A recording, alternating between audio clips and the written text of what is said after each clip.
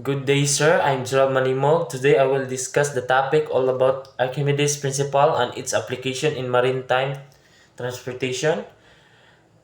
Gitawag siya og Archimedes principle tungod kay si Archimedes ang nag-formulate ani kaniadtong 287 to 212 BCE.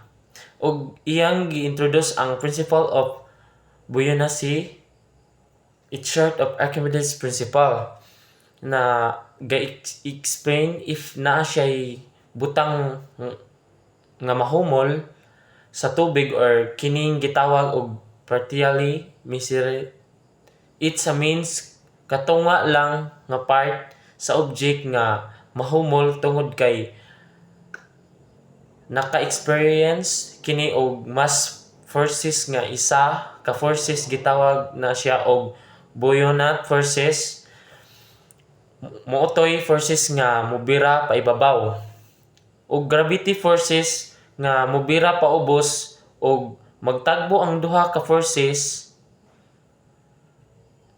sa tunga mao nang mulutaw ang usa ka butang sama sa barko. Kung ang buoyant forces mas labaw kaysa aton sa usa ka object nga gilantaw siya pero mas labaw ang weight sa object kaysa buoyant forces, muunlod siya. Stability of ship.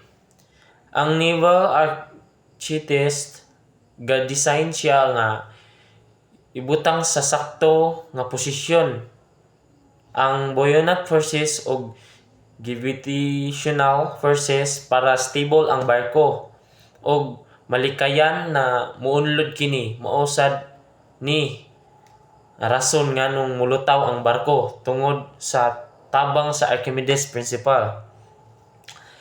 The important of Archimedes principle in marine transportation para adunay safe sa cargo transport, para safe ang pagbiyahe sa mga cargo.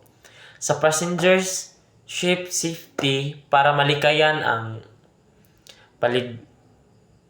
peligro ang mga pasahero. Sa submarine navigation, para ma-guide sa direct nga padungulungan. Og oil tank preparation, para sa safety o operasyon sa mga tangke nga naay sulod nga mga gas or uban pa. Mao ra to, sir. Thank you.